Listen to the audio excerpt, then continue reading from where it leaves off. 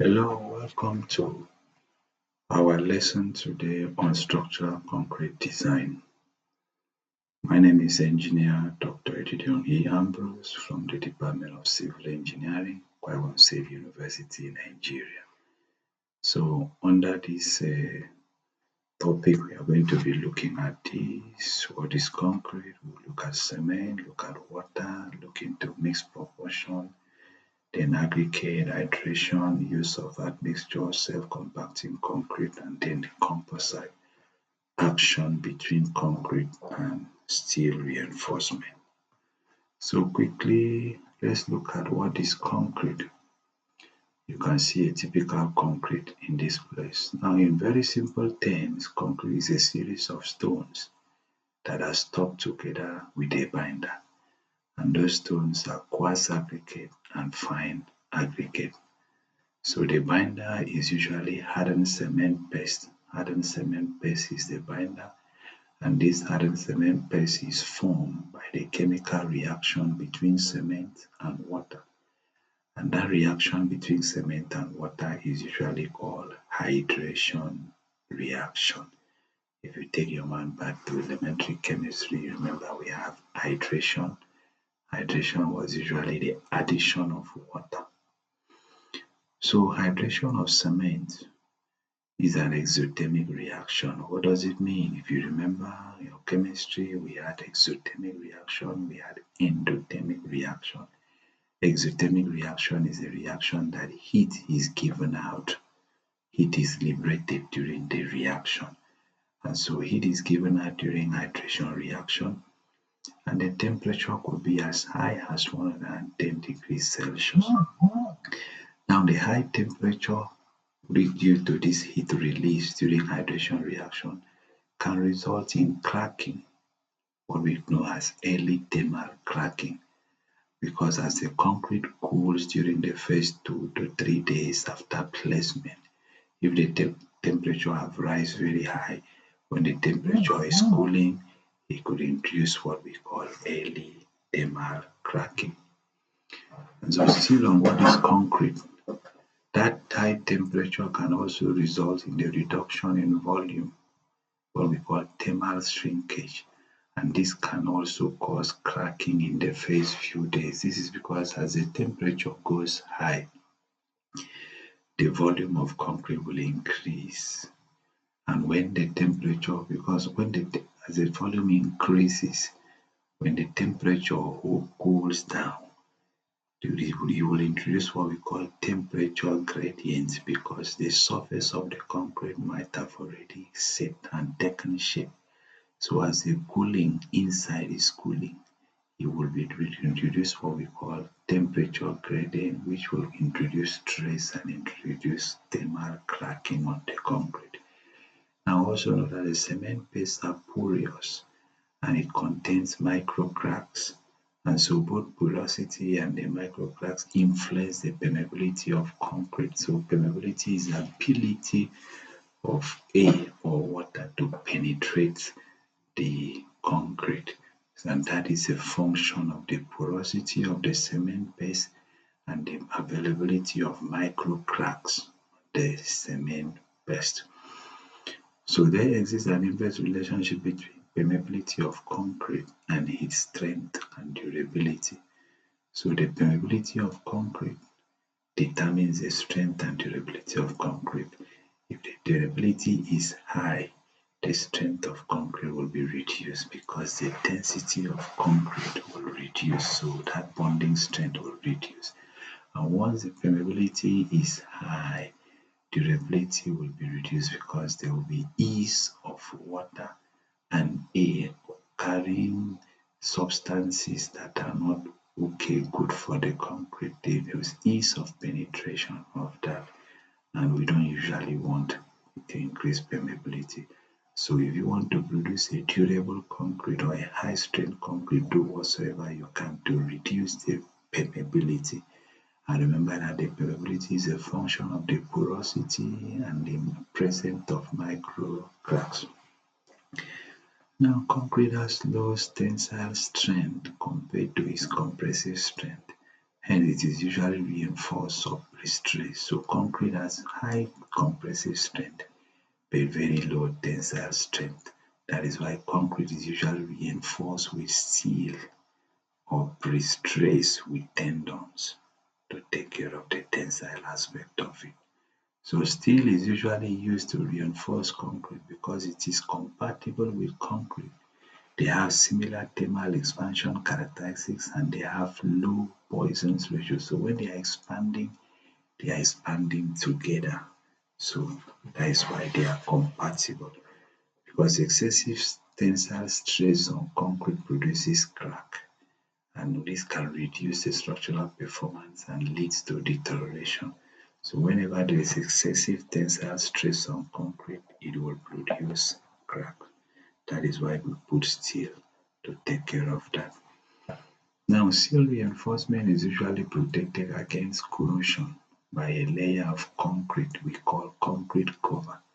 That is why we put steel inside concrete and produce a layer of concrete called concrete cover. That concrete cover is to protect the steel from corrosion or from attack from the environment. So hence the permeability of the hardened cement base determines steel protection against corrosion. So if the quality of the concrete cover is such that it is permeable, that means the steel will not be totally protected. There will be incursion of water or other aggressive agent that will attack the steel and make it corrode. Now, concrete behavior is time dependent. Yes, its strength develops with time due to gradual hydration of cement. Yes, that is why when concrete is fresh, you need formwork to support. It cannot even support itself. But as the strength increase, you remove the formwork. That same concrete that could not support itself could be carrying heavy loads. So the strength development of concrete is time dependent. Now, concrete also creeps. Creep is a situation where you have a constant load, but you have a continuous deformation. So concrete can behave like that, creep. That is why when you are designing column, you have something like creep coefficients. Concrete also reacts to changes in ambient temperature, either by expanding or by contracting. And it also reacts to humidity, either by shrinkage or by swelling. This means if the temperature is high, concrete might expand. If the temperature is low, concrete might contract. And humidity, which is the level, the amount of water in the air, it can also cause concrete to shrink, it can cause concrete to swell. So if the humidity is low, the water in the concrete might have escaped and cause what we call concrete shrinkage and vice versa. So let's look at cement, which is a key component in concrete. Now, the most common type of cement we use is called Portland cement. It is Portland cement because it was first discovered in the city of Portland in the US. So we call it Portland cement. Now, Portland cement are made primarily from calcareous materials like limestone or chalk and alumina or silicate, which can be taken from clay or shell. So those are the raw materials for cement production. And there are four main compound compositions of Portland cement. They are what we call tricalcium silicate. This is the compound formula. Dicalcium silicate, which is this. Tricalcium aluminate, which compound is this. Tetracalcium aluminoferrite, which is this. But in very small terms, to avoid writing all these big chemical equation, we can just use this C3S to represent tricalcium silicate, C2S to represent dicalcium silicate, C3A to represent tricalcium aluminate, and C4AF to represent tetracalcium aluminoferrite. Now, varying the proportion of this compound composition during manufacturing of cement produces different types of Portland cement. Examples we have the following. We have the ordinary Portland cement, which is a regular one, although presently in places like Nigeria now we have Portland limestone cement, which is still a form of ordinary of Portland cement. The only difference is that it contains high amounts of limestone. So they call it Portland limestone cement, but it still fall under this ordinary limestone cement. So we have the rapid hardening Portland cement, which is high in tricalcium silicate. The rapid hardening means if you use that, the concrete will harden very fast. It is used in situations where you need to remove formwork in a short time. Maybe you're doing precast concrete and you need to remove formwork to form other ones to produce more elements. So it can be used.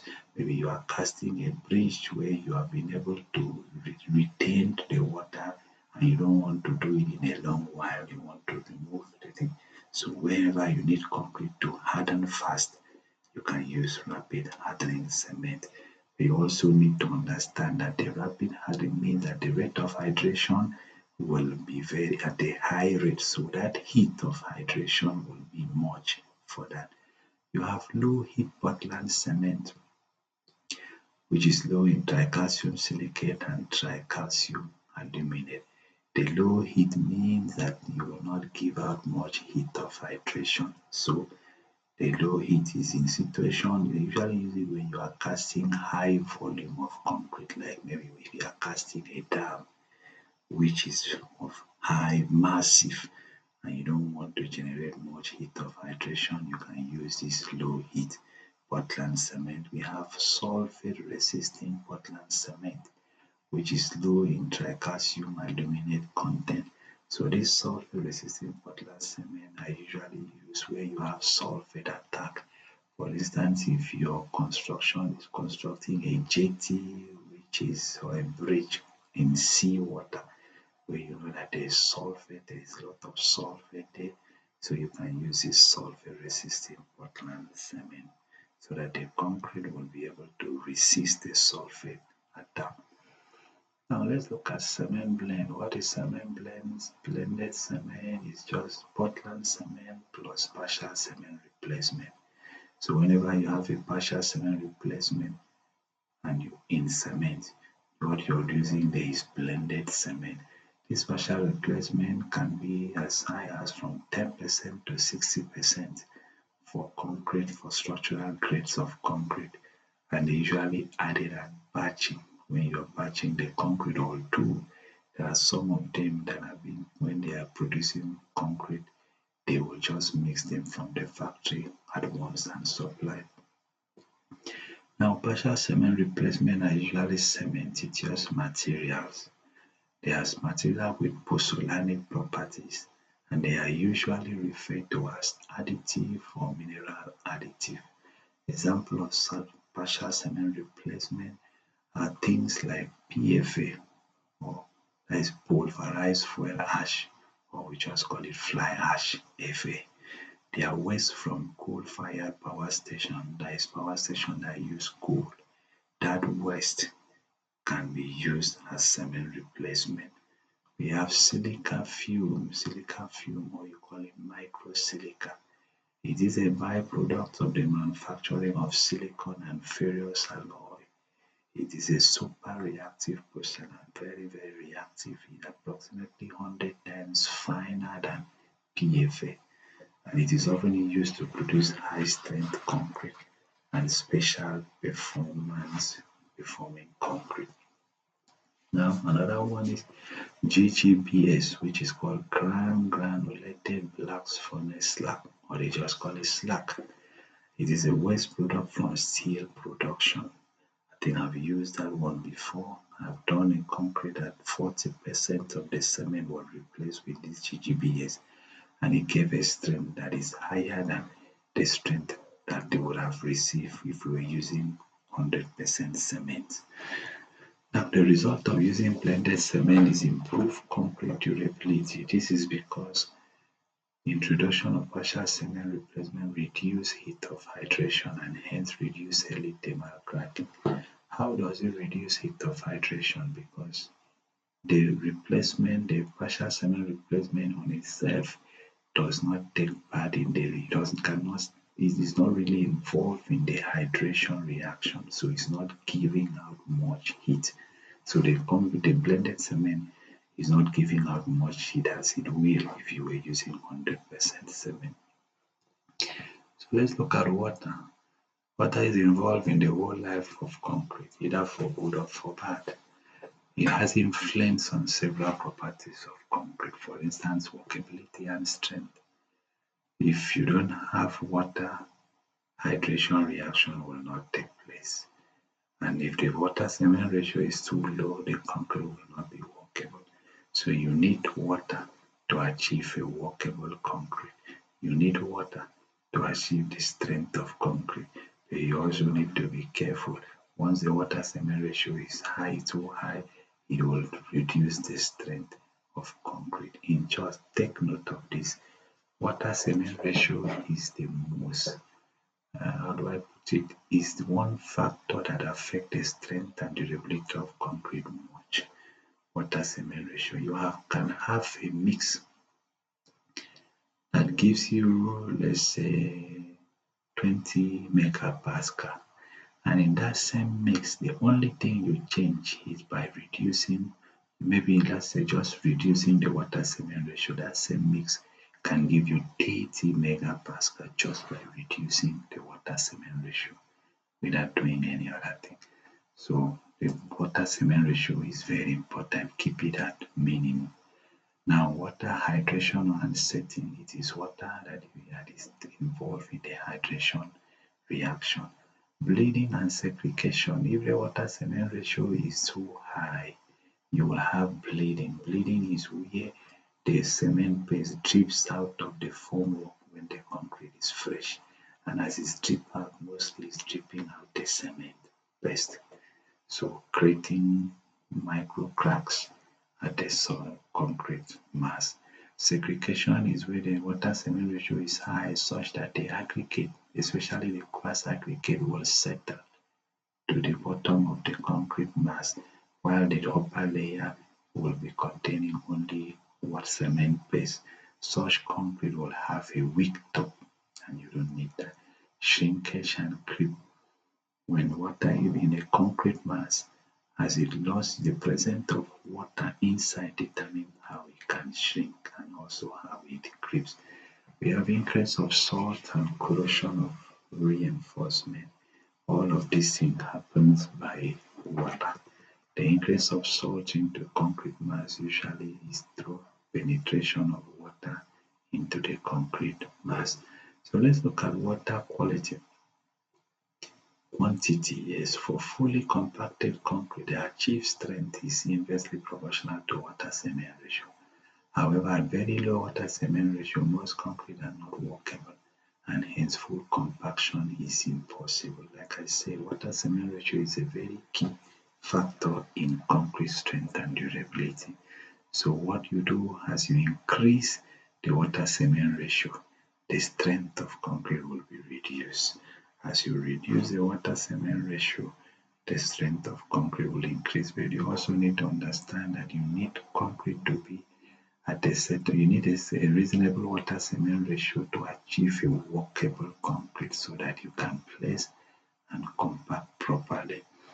Now, water cement ratio is directly proportional to the porosity and permeability of hardened cement paste, and all three are inversely proportional to the strength and durability of concrete. Yes, when you increase the water cement ratio of concrete, you're increasing the porosity of concrete, you're increasing the permeability of concrete. And these two factors are inversely proportional to concrete strength and durability. So take note, concrete with high permeability are prone to increase of salt and other durability problems. So you don't need concrete with high permeability. So let's look at water quality. Suitability of water quality for mixing and curing should be carefully considered, and clear distinction should be made between the two. Water for mixing should not contain undesirable organic or inorganic substance in excess, so you don't need. Sometimes you see people mixing concrete, they will take water, stagnant water, they will take water that is all muddy water. That's not good because they will affect the hydration reaction of concrete. Now, potable water rarely contain excess dissolved organic solid, hence they are usually satisfactory by mixing them. So potable water is okay for concrete mixing and even for concrete curing. Now, curing water should be free from substances capable of attacking hardened cement. You don't use seawater to cure because seawater contains a lot of salt that can attack concrete. Now, water containing chlorides and sulfate of sodium, potassium, magnesium, and calcium should not be used. So, let's look at mix proportion in terms of cement and water. Now, the aim of mixed proportion with regard to cement and water is to provide the minimum amount of cement and water required to 1. Ensure adequate workability. So you need to know something. Typically, for those that don't know, once they increase the strength of concrete, they say add more cement. But cement, you need it at minimum.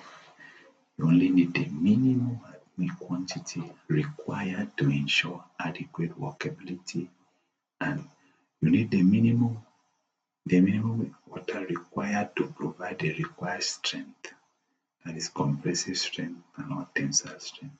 You need a minimum to minimize shrinkage and early thermal cracking by having a high aggregate cement ratio. You also need to have a high aggregate cement ratio. This is to minimize shrinkage because it is the aggregate that are stable that give concrete its stable shape. You also need to minimize permeability, we have talked about this, and maximize durability by keeping a low water cement ratio. You need to provide a cohesive mix that will not suffer from segregation and bleeding. When the water cement ratio is high, you will have bleeding and segregation. So you need to keep this at minimum. Now let's look at aggregate. Aggregate occupies about 75% of the volume of concrete, that is 3/4 of the volume of concrete is occupied by aggregate, and so its properties affect the durability and the structural performance of concrete. Earlier they used to think that aggregate is completely inert, that means it doesn't involve in any way in reactions in concrete. But now we can find out that the proper physical, thermal, and chemical properties of aggregate affect the performance of concrete. So we need to be careful. Aggregate contributes immensely to the volume stability. It is the one that resists deformation. It contributes to durability of concrete. Now, compressive strength of aggregate materials are also important because the compressive strength of concrete cannot exceed the compressive strength of the aggregate materials that was used. So we need to be careful. And so also this particular size of aggregate matters a lot. That is why we do sieve analysis to determine the gradation of concrete. Now, this code BS 1260 2002 differentiate between fine aggregate and coarse aggregate. According to the code, fine aggregate are aggregate material that whose particle size are equal to or less than 4 mm, while coarse aggregate are ones whose particle size are greater than 5 mm. Now take note that natural sand, especially our river sand, usually have low size limit. Lower size limit is usually 60 microns about and 70 microns. Now material between 60 and 2 microns are classified as silt while those smaller than 2 microns are dense clay. So our natural sand is usually between these 60, 70 microns to about 4 or 5 millimeter in size. So let's consider what happens during hydration of cement. During hydration reaction, which is the reaction that occurs when cement and water are mixed together. So at the stage 1, let's say the early stage, we have cement powder and water are mixed. So when cement powder and water are mixed together, the hydration reaction does not start immediately. Typically, it takes about 30 minutes after mixing before the reaction actually starts. This time varies depending on the ambient conditions and the cement type. So if you're using non-ordinary cement, ordinary Portland cement, it will take more time than if you're using rapid hardening Portland cement. And so ambient condition is something like if you're in temperate zone where the temperature is high, the reaction will start earlier.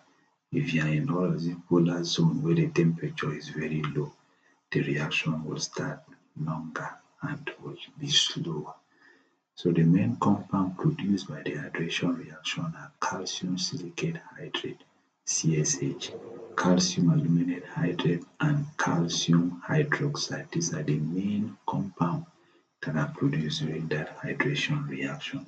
So you can have here what is a cement mass with water here, and you have particles of unhydrated cement particles. That is unhydrated cement particle, I beg your pardon, because the hydration reaction has not started. So this is what you have at this stage. So in the next stage, hydration have started. During the first couple of hours, the unhydrated cement particles of cement powder gradually become coated with a gel of calcium silicate hydrate and calcium aluminate hydrate. We also have calcium hydroxide crystals that start to form. So there will be crystals of calcium hydroxide, while the unhydrated cement base, these are the unhydrated, the ones that are yet to be hydrated, that cement particles, they are coated with a gel. And so this will cause the cement paste and the rest of the mix to stiffen without showing appreciable increase in strength. At this stage, we say that the concrete has reached the level of initial set. And so important things to know, the initial set can occur within about 2 hours after mixing.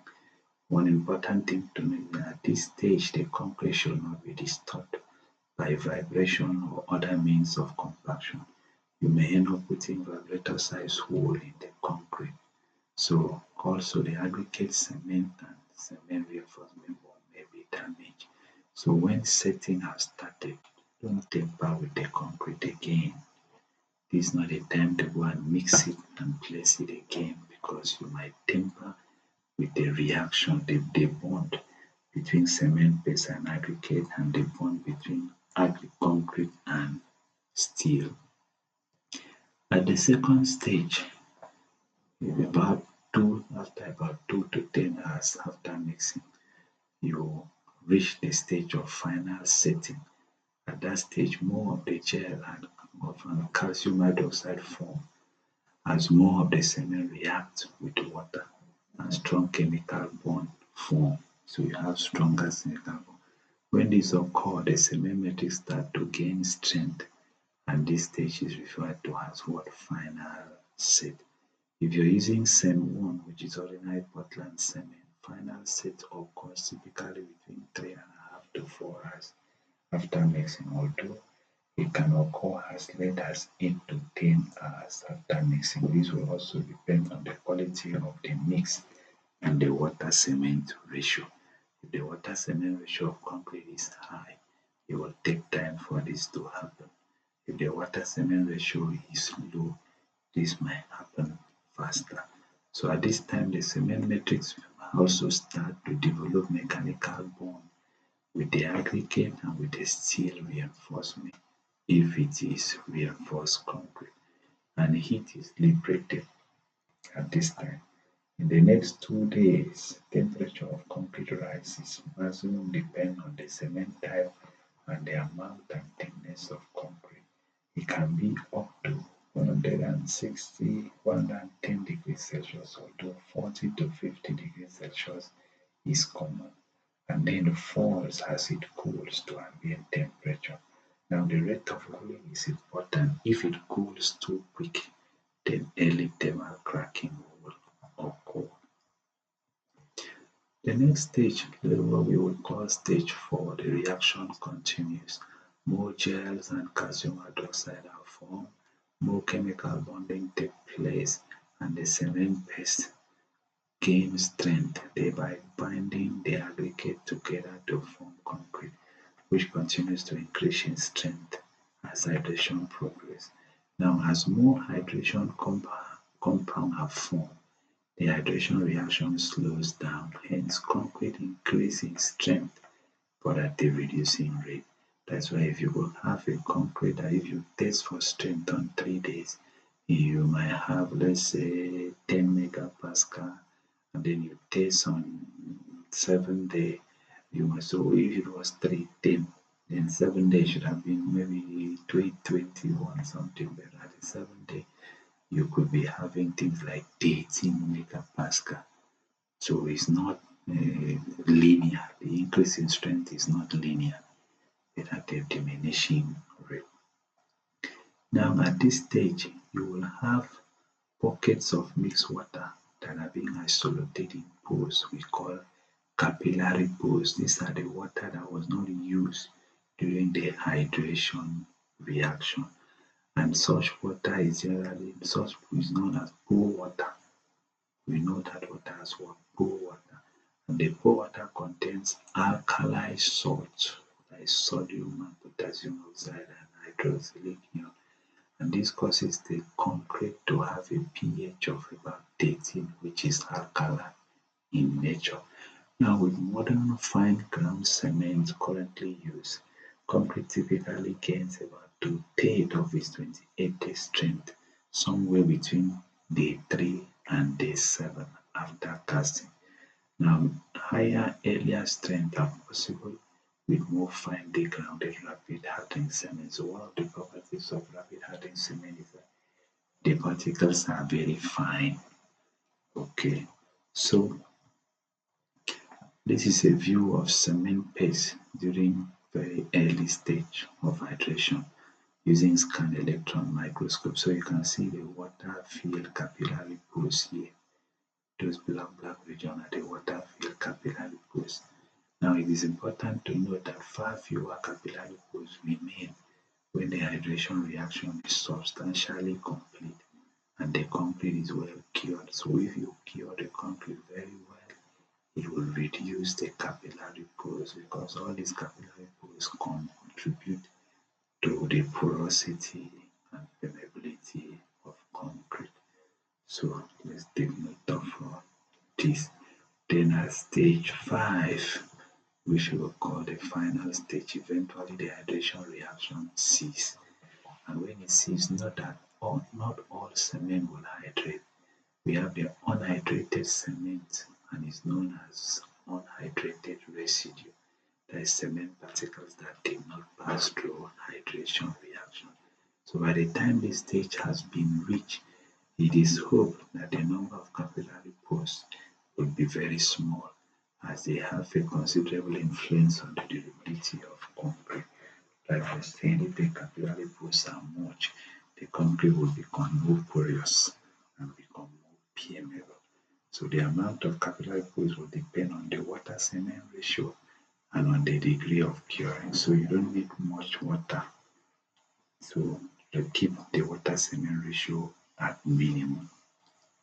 It is essential to realize that the hardened cement paste and therefore concrete is porous and permeable. We have established that. So anyone trying to produce high quality concrete must do whatever they can to reduce the permeability to a minimum. So this is where we will break for this part. We will continue in part 2 on this lesson. Please remember to like this video and subscribe to this channel. Thank you.